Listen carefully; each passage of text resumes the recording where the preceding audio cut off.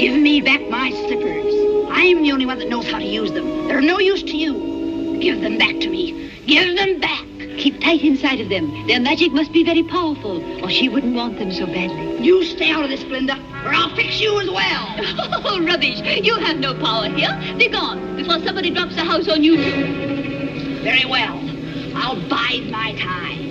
And as for you, my fine lady, it's true, I can't attend you here and now as I'd like.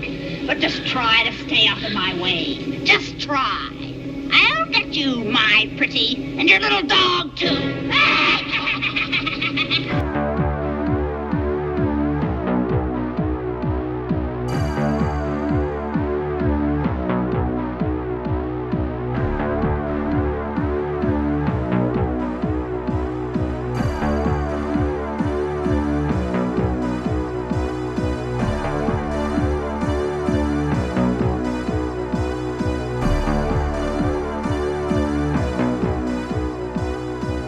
In today's episode of Crawlspace, we speak about a compelling mystery, not a murder mystery exactly, but the mystery of who took the ruby red slippers from the Wizard of Oz. What'd you think about this conversation, Lance? I thought this conversation was fantastic. The guest that we have on did such a great job in her investigation of this crime that happened that I really didn't even think was a thing. She went down the proverbial yellow brick road in her search for Judy Garland's ruby red slippers from the classic movie The Wizard of Oz. And once she pulled back the curtain, even more mysteries started to present themselves to her. These slippers were stolen from the Judy Garland Museum in Grand Rapids, Minnesota in 2025, and guest Maria Oz takes us through the journey of those red slippers returning to their rightful owner, and it is quite a journey. The documentary is called Ruby Red-Handed, and it is available to stream on Hulu and Disney Plus as of August 26th, 2025. So check it out there. So a big thanks to Maria Oz for joining us in this really cool conversation. Okay, so please follow us on social media at Crawlspace Podcast or Crawlspace Pod. We're going to break quick for commercial here, and we'll be right back with Maria Oz.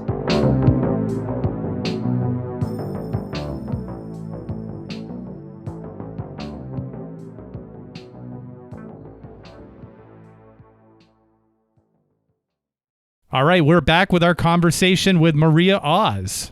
Welcome to the podcast, Maria Oz. Maria, how are you today? I am good. I'm excited to be on. Thank you. Yeah, absolutely. We're excited to have you on. You have been at the helm of this really, really cool story, this really cool true crime story. You've put together this piece of work that is really, really spectacular, and I can't wait to encourage the listeners to check it out when it is out. But before we get to that, can you just introduce yourself and maybe a little bit of background and why you're on the show today? Sure. My name is Maria Oz. My background is in investigative journalism, and I've done that for a number of years. I used to work for television news in the Minneapolis-St. Paul area. I'm from Minnesota, and this is a very Minnesota story, which I'm sure we'll be getting into. Our company, Committee Films, we do a lot of different true crime, a lot more of your traditional true crime, I would say, in terms of dealing with unsolved missing person cases or homicides or things like that. The Ruby Slippers project, which we're talking about here, has been something we have followed more in the caper realm, I would say, for a number of years. It's a passion project of mine. I think anyone who loves Judy Garland, The Wizard of Oz, the Ruby Slippers, Hollywood stories, I think would really like this show. Now, your name is not spelled the same way, but is the reason why your name sounds like Oz, like The Wizard of Oz, is that why this was a passion project? Yeah, no, but No? That fact is not lost on me. No, you can thank my husband's Norwegian relatives for the last name, but it's a passion project we just actually stumbled on when we were looking into doing a completely different series that just had to do with pop culture artifacts and where things ended up. And we happened to be filming just a little clip about the Ruby Slippers here in Minnesota to pitch the project, and realized that we had stumbled into this case at a very fortuitous time, I would say, in terms of, ultimately the police getting a tip that would lead to the return of the shoes. Can you tell us a little bit about those shoes? And I guess, what is the movie and those ruby red slippers? What does it mean to the culture? I think you would be hard pressed to find a different movie prop that is more recognizable than the ruby slippers. I think people know what those ruby slippers are, even if they've never seen The Wizard of Oz. I think they mean a lot of things to people. I'm sure you maybe even have memories, right, of watching the movie, seeing it when you were a kid, maybe being scared of the flying monkeys, or maybe that was just me. But, it means nostalgia to people. It means a lot of different things those shoes do. And I think they're just an iconic symbol of Hollywood film, Technicolor and just changes in the industry and all these wonderful things, that people think of when they think of The Wizard of Oz. It's home, a lot of different themes in there wrapped up in these very sparkly shoes. Yeah, I love that because being a fan of movies, being a fan of film and film history, I didn't realize how important the ruby slippers were to just filmmaking, making Yes. a film. Those slippers came into the storyline in the moment where you just said Technicolor came in, the movie goes from black and white to color. And those are the brightest thing there. They pop every time you see them. And it also is the point in the movie where things shift on the character. Now, this task has been laid upon Dorothy, follow the yellow brick road. And so it's a character shift too. So I didn't even realize that until checking out everything that you've done with the stolen slippers, how that was a stolen piece, not only of movie memorabilia, but just filmmaking. Those slippers are pivotal in showing the example of when even a character has a character trait shift. You know what I mean? Yes. And a lot of thought was put into how to represent these slippers. If people have actually read the Wizard of Oz book by Frank Baum, it's terrifying. Yes, there is that. And if you watch the film, you'll see some clever little nods to the book, which I think doesn't get nearly as much attention as the film, and certainly of Wicked, which is obviously capitalized on people's attention lately. But, these shoes originally in the book, they're silver.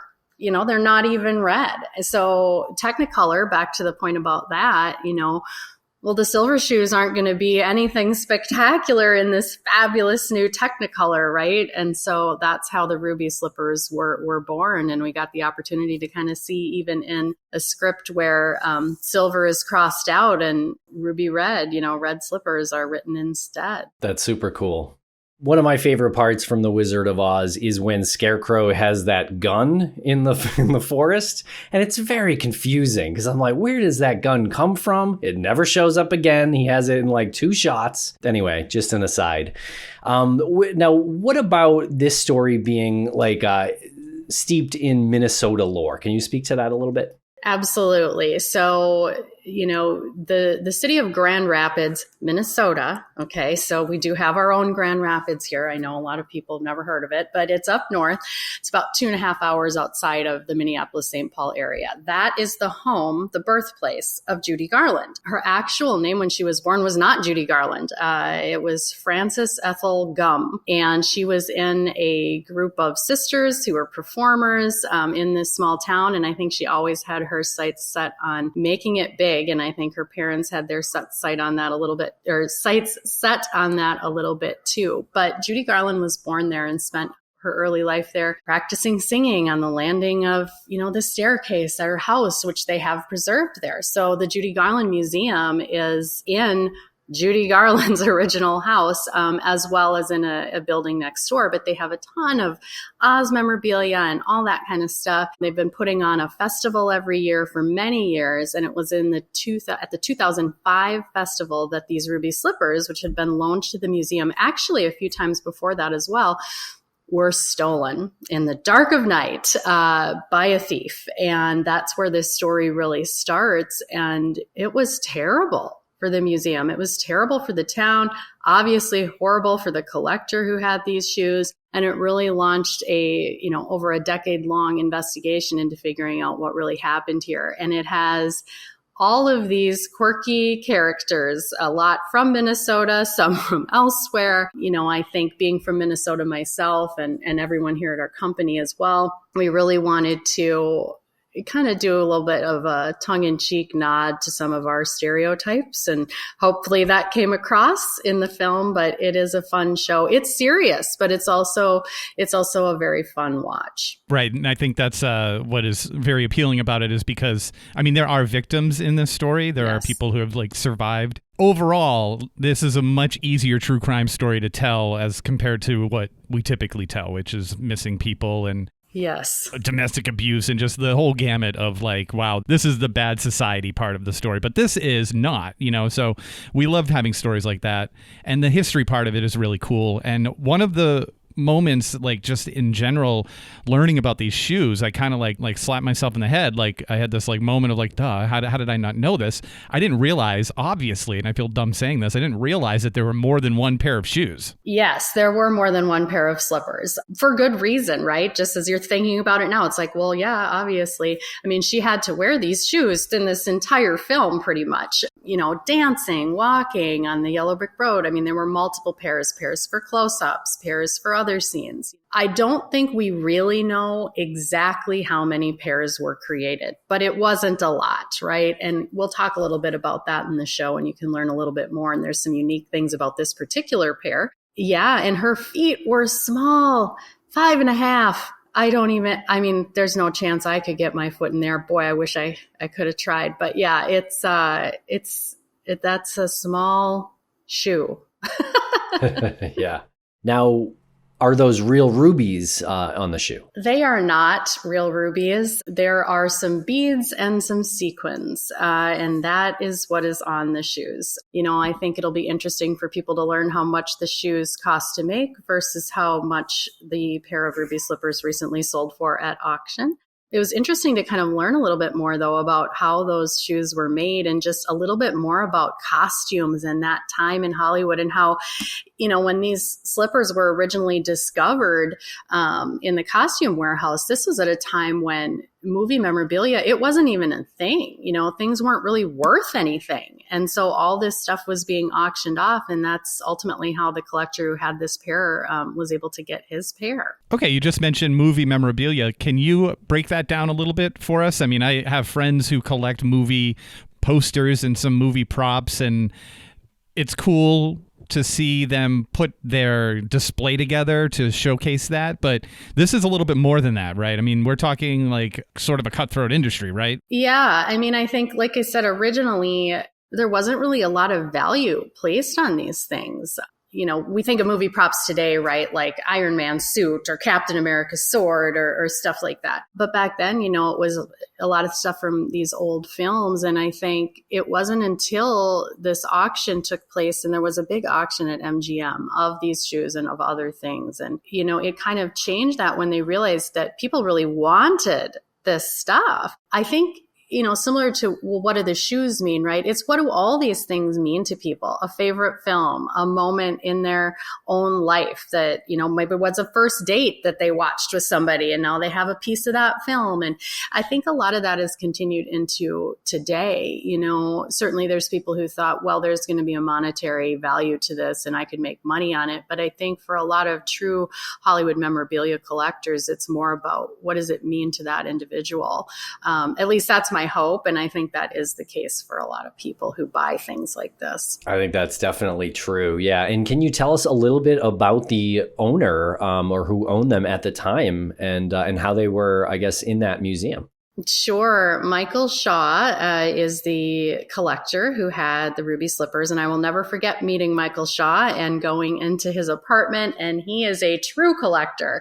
And you will see this in the documentary. He has all kinds of things in there. He also had the Wicked Witch's hat. He had a Maltese Falcon. He had Scarlett O'Hara's carpet dress from Gone with the Wind. He grew up as a child actor, is what he told us. And he, had always just loved Judy Garland and the Wizard of Oz. And he was able to secure this pair of slippers from a friend of his named Kent Warner, who worked in the costume department at MGM. And he was kind of in charge of putting together a lot of the things that were going to be sold at this MGM auction, which I had mentioned earlier, this historic auction. And he was able to work out a deal with him to get these shoes. And it was certainly, I think, Michael's prized possession. He's such a fun, kind of eccentric character. I think that audiences will really love to hear from him. It was one of the funniest parts in the documentary when he got word about the shoes being stolen and, how broken up he was about it versus the person who made the call and how distraught he thought he was about it.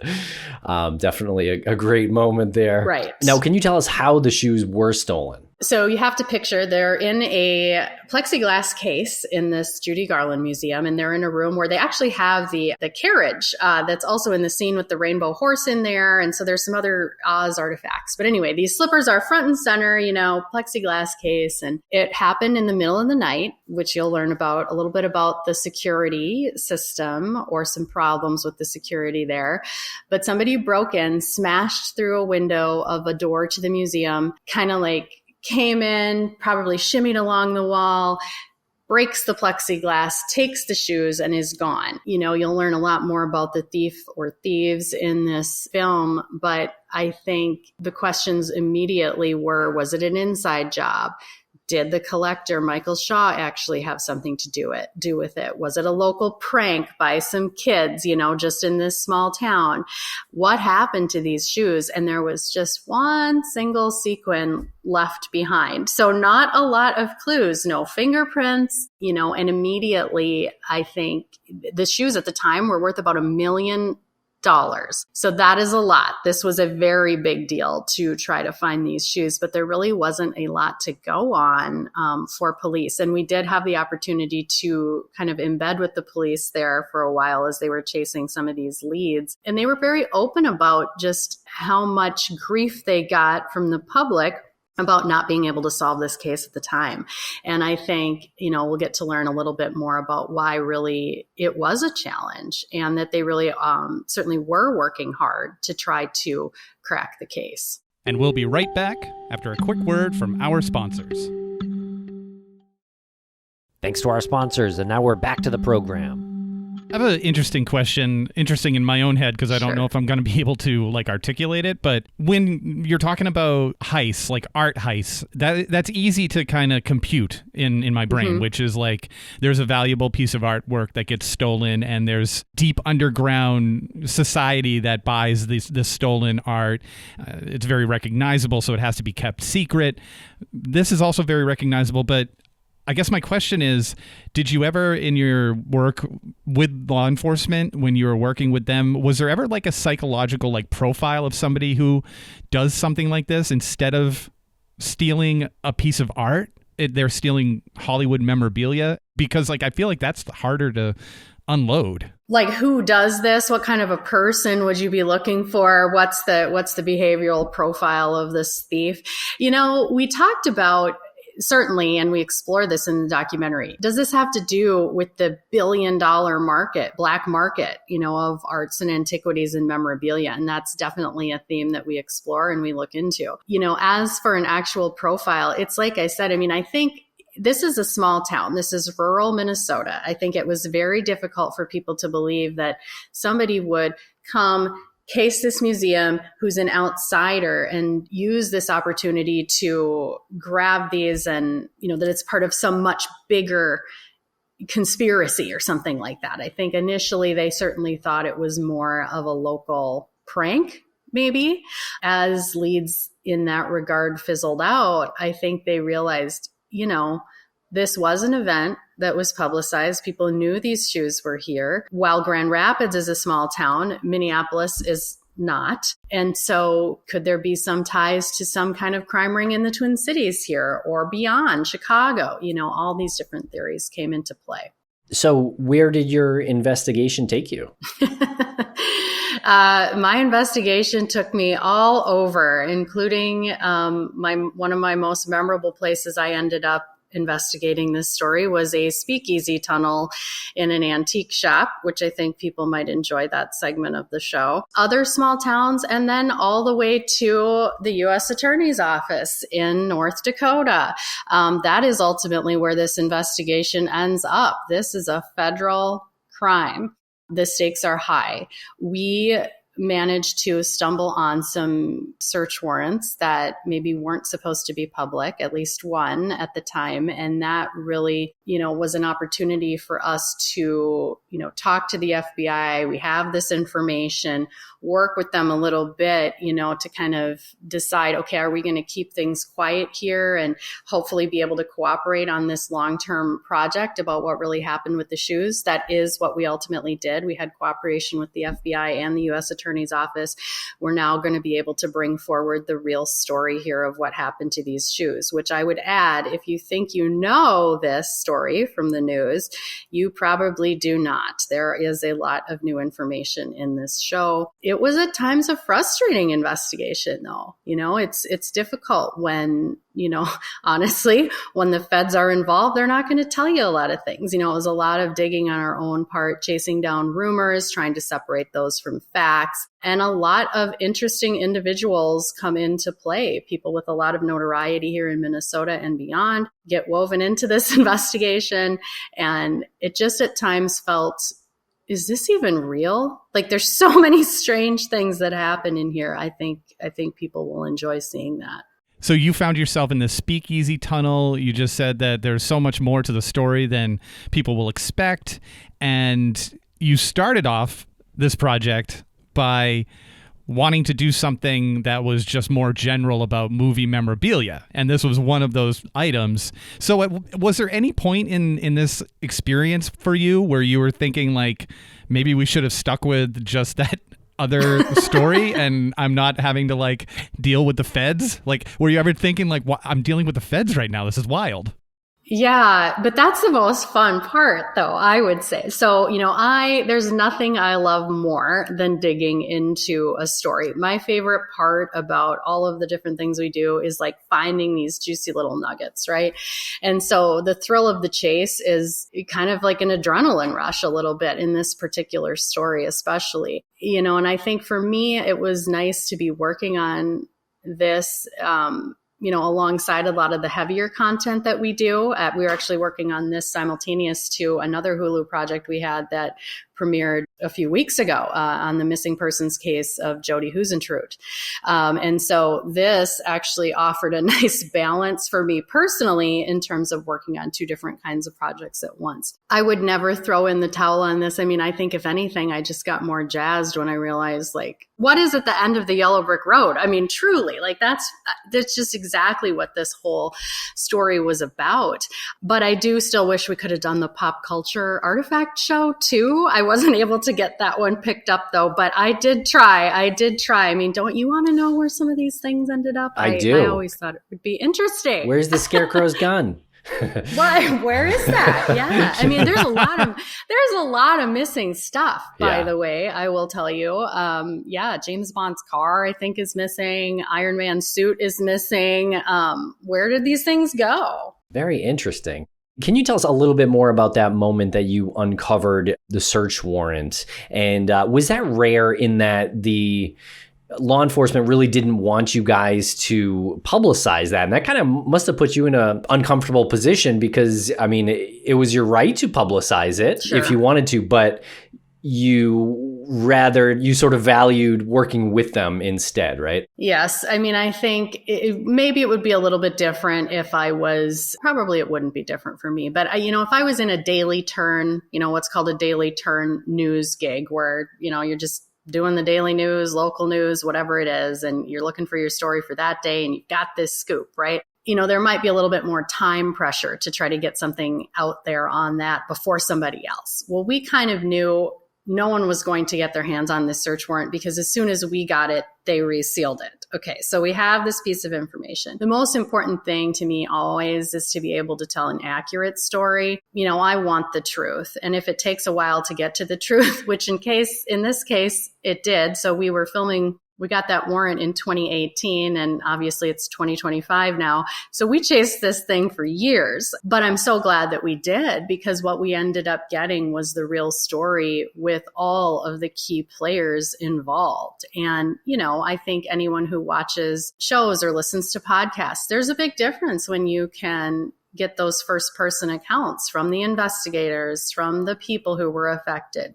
The depth of your story, it's just so much stronger, And so we wanted to do that. And I think we made the right choice. Definitely made the right choice. Can you tell us a little bit more about Terry John Martin? Yes. So ultimately, the thief is revealed, Terry John Martin. He, and you'll learn exactly how, but he comes into the picture. Turns out he is a fairly notorious thief in and around the Minnesota area, I guess I would say, is my understanding. But he happens to live in Grand Rapids, Minnesota. So this is an interesting situation. So for all the people who thought this has to be local, the original investigators and the investigators who we worked with on this show, they were right. It was a local thief. But was it part of something bigger? So that has always been the question that's been hanging over this case.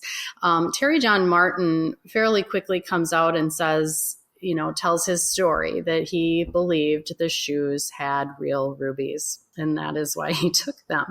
I think most people who look at these shoes have to question, how did you think that? These are sequins. But, that's what he said. And he also said, he took them to a fence, which is somebody who helps offload stolen goods, and learned that they weren't real rubies, right? And he starts to weave this tale of what happened. And I think that got a lot of publicity. His story got a lot of publicity. But now with this documentary and in just sitting back and taking a look at this, how do we know everything Terry Martin was saying happened is exactly what happened here? And I think that's where our documentary really does a good job of looking into the facts of the case. And you mentioned a lot of characters appearing. He is certainly one of them, but there are others like Louis Anderson's brother appearing in the story. Yeah, can you tell us a little bit about that? Yeah, so Louis Anderson, a famous comedian from Minnesota, his brother Kent Anderson was quite the notorious thief himself and fence for stolen goods. This is the person who Terry Martin says he brought the shoes to, who told him that they weren't real rubies. Kent Anderson is someone who Louis, his brother, actually would talk about in his comedy routines. Like that he's not the first famous person in the family. It's really Kent who, had gotten the attention of law enforcement as a safecracker and other things. And so he was pretty open about his brother's past. But Kent Anderson gets brought into this. Actually had the opportunity to talk to Kent Anderson's son a little bit about Kent, which was a interesting experience too. But we talk about, could other thefts that supposedly were possibly attributed to Kent, could those have something to do with the ruby slippers? Is there some kind of connection between multiple crimes here? Is there some other bigger ring going on here, ring of thieves or what? And so, Terry Martin, what he did share with police and with the media through his attorney, I think that got people really interested in what happened here. And then, yes, back to the fact you asked about, different characters. Certainly, Kent Anderson is one of those people. We also have a very famous local defense attorney who gets brought into this case. So it's just quite the mix of folks. Yeah, can you actually tell us a little bit about that local defense attorney? Yes. So there is a defense attorney. His name's Joe Friedberg, very famous defense attorney, both here in Minnesota, represented a lot of people for a lot of different cases, and he is actually the one who returns the slippers. So how does that happen? How did he get these shoes? Where did he get these shoes? Why does he have the shoes? Why is he seeking reward money for these shoes, right? And so all of these little things start to come to the forefront. And some of the information about him is what was in one of the initial search warrants that we were able to get a hold of. And so we really worked hard to try to figure out what role did this guy play in this. And I actually got the opportunity to talk to him a little bit about the slippers myself, which I think he maintains that he didn't do anything wrong related to the theft of these shoes or the return of these shoes. And I think it'll be good for people to be able to hear about what his role was. We'll be right back after a quick word from our sponsor. And a thank you to our sponsors. Back to the program. Yeah, and can you tell us a little bit about the Rockwell heist and how that could have connected to this case? Sure. There's another big case that happened here, a big theft, and it was known as the Rockwell heist. This happened at a St. Louis Park gallery. This was quite a few years before the ruby slippers were stolen from Grand Rapids from that museum. But what was interesting about the Rockwell heist, which was a number of different Rockwell paintings were stolen, also what was believed to be a Renoir, like a lot of artwork that was on display at an event that was designed to celebrate Norman Rockwell's birthday. All these things go missing. Again, we've got dark of night, thieves break in, put these things in trash bags, take them away. No one knows who did it. This was a huge investigation that took place. The feds were involved in this investigation as well. The reason that we were wondering if the Rockwell heist could be connected to the theft of the ruby slippers was because there were some individuals who were mentioned that might be in common. One of those individuals, Kent Anderson, whose son actually said Kent told him that he was involved in the Rockwell heist. And so, when you've got the same individual mentioned in two different major art or memorabilia crimes here, you have to wonder, is there something bigger going on? And did it go beyond even Minnesota?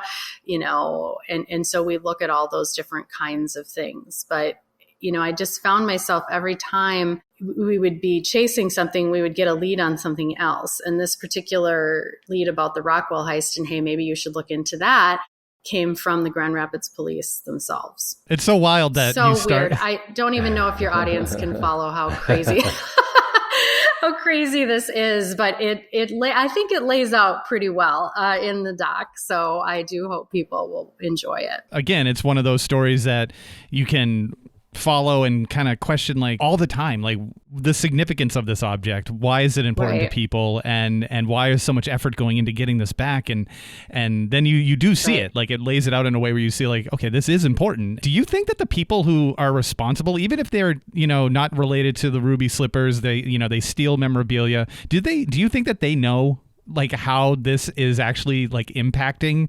society? Is that something that is like registering in their brain, do you think? Yeah, I don't know. I mean, I think, like you said, it's easy to think it's a victimless crime somehow, right? It's some pieces of art or pieces of memorabilia. No one's getting killed. This is just, that's too bad, but people probably have insurance, are going to get the money back anyway, right? Who cares? And I think that might be a public perception of stories like this, but it's so much more than that. I mean, there are real victims here. People were devastated. I mean, you have to think for this museum, let's talk about that in this small town, wonderful museum, both, in terms of having all these cool artifacts related to Judy Garland and the Wizard of Oz. It's also a children's museum actually attached to that, the Children's Discovery Museum. This had a huge effect on their reputation, right? Well, is anything in this museum safe? Like how did this happen? And I think they really suffered from that reputation for a while. And I think that, it's good that the truth is coming out about all of this. And I think they've now sort of embraced the story of what happened here. But that's sad. I mean, what if this museum would have gone under, right? Because of this, or, that's terrible. And then for this collector, sure, he's a collector. He has other items, but these are the shoes. These are the slippers, the ruby slippers, like, that's it. I mean, that's the apex of all of this collecting memorabilia, right? So, yeah, I mean, I just hope people see that, these things are important. It's not victimless.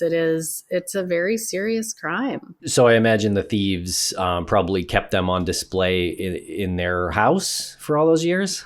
No, not as far as we know. I think that what we learn about where the shoes were is an even crazier part of the story. I do know that the collector at one point told me, I wonder how many people put their feet in those shoes. And I do think I wondered that as well. But I think that when audiences realize where these shoes were, that's just a real interesting part of the story too. Yeah, definitely interesting. And did the thieves try to sell the shoes at all? That's a good question. I didn't uncover anything related to that specifically. I mean, I think you also have to imagine this theft, it got a lot of attention in the media. I mean, it went from being the small town Minnesota theft to being broadcast worldwide. The ruby slippers have been stolen. There's a lot of heat on these shoes. This was a very hot item to be trying to sell. And I think that, whether or not the thieves were trying to do that, I'm sure maybe the FBI knows more than we necessarily talked about with them or with the U.S. Attorney's Office, but I personally don't know. I mean, I know where we believe the shoes were. It's interesting to think about what if they would have sold them and we never would know where they were. Certainly they're valuable. I don't think the thieves realized exactly how valuable those shoes would turn out to be. Without giving too much away, can you describe the recovery process and maybe a little bit, it's super interesting, maybe a little bit of the Smithsonian's involvement in this? Yes, the Smithsonian was involved in authenticating the pair of shoes that was recovered. So ultimately, a tip comes in, which law enforcement chases. Grand Rapids police team up with the FBI. There's a sting operation, very exciting, very Hollywood movie style, goes down in Minneapolis. And they managed to get these shoes back. But then are these the real shoes? That's the question, right? So there's the need to get them authenticated. And so the Smithsonian, which also has a pair of slippers, and they actually had recently done a big conservation project on their pair of slippers. They're the experts in these shoes, all things ruby slippers. And so the FBI brought the shoes to the Smithsonian and they took a look and come to find that the left and the right shoe of the stolen pair happened to be the mates of the left and the right shoe of the Smithsonian pair. So these actual pairs of slippers had been mixed up at one point. And so it was quite easy to tell that these were indeed the real ruby slippers that they were looking for. And so, having the opportunity to work with an institution like the Smithsonian, they talk a lot about not just these shoes, but the history of the Wizard of Oz and, a lot of other things related to Judy Garland. Like this documentary, as much as it is about the theft, like I said, it's also about the movie, her, this time period, memorabilia in general. And I think it's just it gives you a really good look at, all these other different props and fun things that we can think about and see at the Smithsonian too. Yeah, I love that moment where the literal puzzle pieces of the stolen artifact come together, like literally come together. And what are the chances that they mixed up the left and right of the stolen pair with the pair that can be easily compared to? I just thought that was like one of the coolest moments.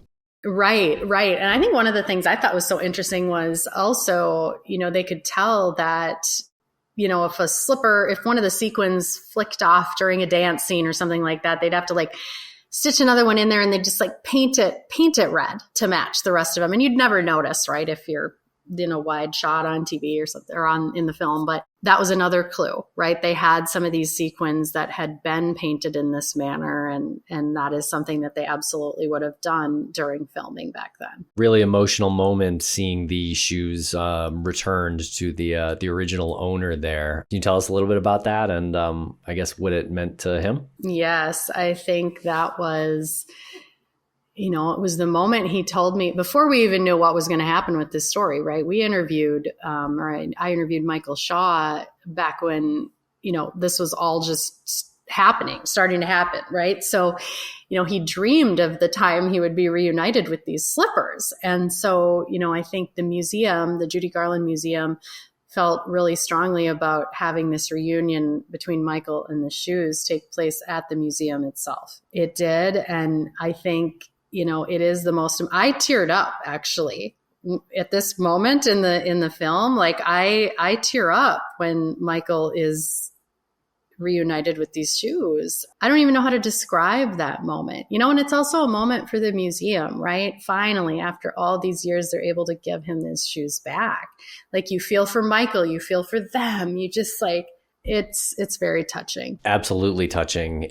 Can you tell us about his decision to sell the shoes, to put them on auction? He decided to sell the shoes. They'd always been the traveling shoes, and he had taken them around the country and shown them to a lot of people. And, I think as the museum put it in our documentary too, he's a little bit older now. In any case, he made the decision to work with an auction house, Heritage Auctions, to get these slippers up for sale. We were lucky enough to be able to be there at this history-making event, I would say, the auction of the ruby slippers. I found myself very nervous at this auction, actually, like, what is going to happen here? Because people had theorized, like, what will these shoes be worth if they ever do go back up for sale? Well, now that's happening, right? So it was happening. And so, people are, maybe $5 million or something like that they'll go for.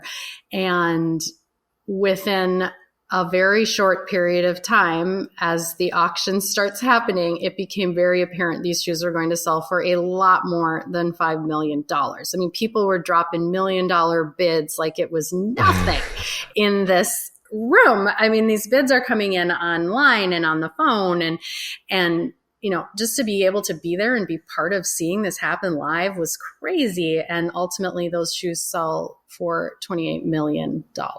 That is the most ever. I mean, prior to that, the most expensive item ever auctioned off was Marilyn Monroe's white dress. You can picture it, right? Yeah, the dress is billowing. great. Yes, Yep. yes. Yeah, that is an astounding amount of money for those shoes. It obviously is an impressive piece of history, but I definitely probably never would have guessed that they sold for that much. And it's kind of incredible watching that scene too, because you see these people like $15 million, and it's like, nope, not even close.